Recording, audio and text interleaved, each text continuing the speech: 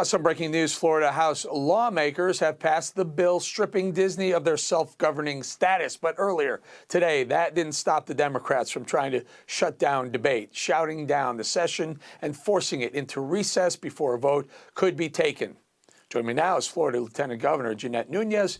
Welcome back, Lieutenant Governor. Appreciate having you here. So I guess the way it goes down, it goes to the final vote eventually, and then to the governor's desk, and he likely will sign it. You and the governor have been hot on this for a while now. I think it's music to a lot of people's ears, taking Disney and making them part of the regular population if they want to play like that.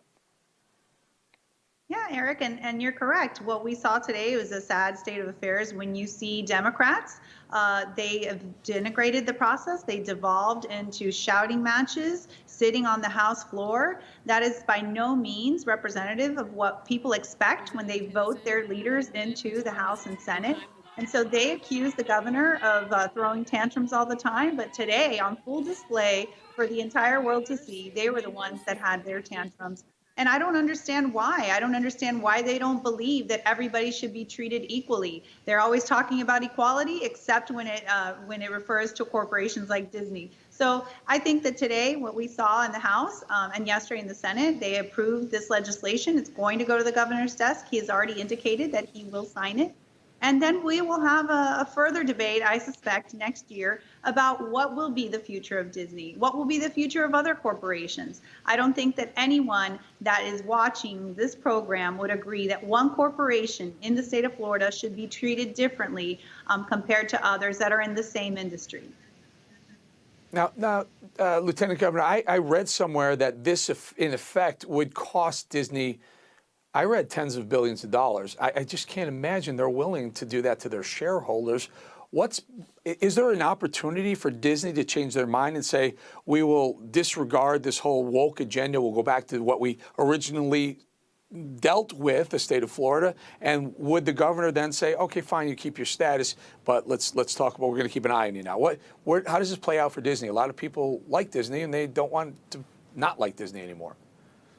Sure, and of course, you know, we all have been to Disney, right? Those of us that have small kids, it's always a great time when you take your kids to Disney. But clearly, they have changed their mantra. They have changed what they really espouse, and that used to be family values, it used to be entertainment that was age appropriate, and now they have, based on their own admission, a very not so secret agenda to indoctrinate our youth with topics that are very inappropriate. Sexualizing children at a young age is never okay. And so Disney, of course, like anyone, has the opportunity to petition the legislature next year and to make the argument as to why they need this particular privilege, this district that they are allowed to create in their own self-governing.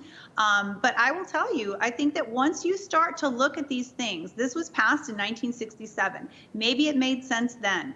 Does it make sense now? That'll be something that the legislature will have to decide. Is it in the best interest of Floridians first and foremost, which is what the governor and I have said? We want to make sure that we're protecting the interests of Floridians, not necessarily of woke corporations that take their marching orders from Burbank, California executives that have a very public agenda to indoctrinate our children. So we'll see. Obviously, being able to spare yourselves from the horrors of going before a building department at the county government is something I'm sure they would love to keep.